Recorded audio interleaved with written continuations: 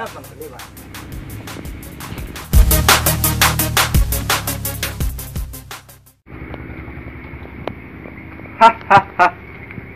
आ गईले टाइगर जी भैया। चलो माल निकाल मुन्ना।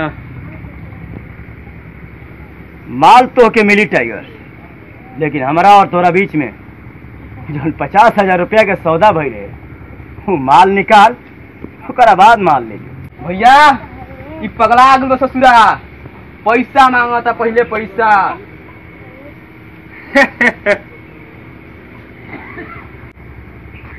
भीमा माल तोरा मिल जाई, माल छोटा लाया गोल बा, पहले माल निकाल फिर तोरा माल मिल जाई। ठीक बा, विश्वास कहाँ सर्व मलिया रखेगी, बड़ा मेहनत से लाई है। अरे आराम से तोरे खाती आई बा।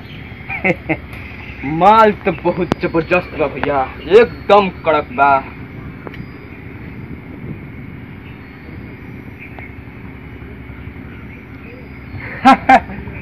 हाँ टाइगर, माल तो कड़क बा।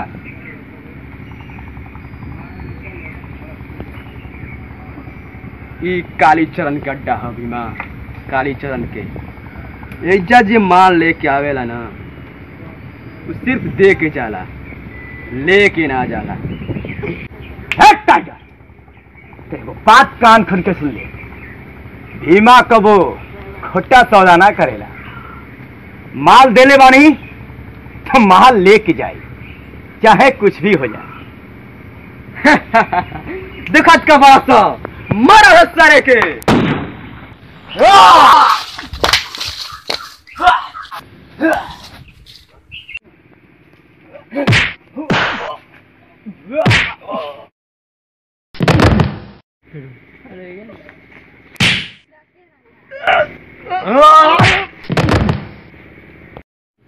टाइगर मार सारे के।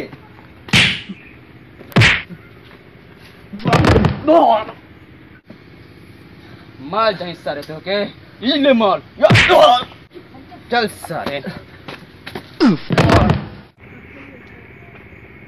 का रे सारे, कालीचरण के नाम से पूरा इलाका खौफ खाला, तू कालीचरण के इलाका में आके कालीचरण से माल ले जीबे। ई ले।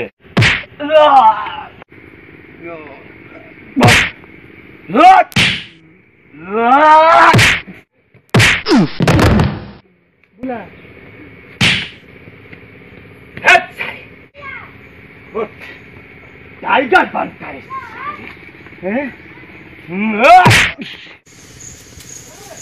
अरे साले तो टाइगर बनत रहीस, अब सारे दुनिया से जुड़ जी हमार पैसा खाला ये दुनिया से उठ जाला। जय महाकाल।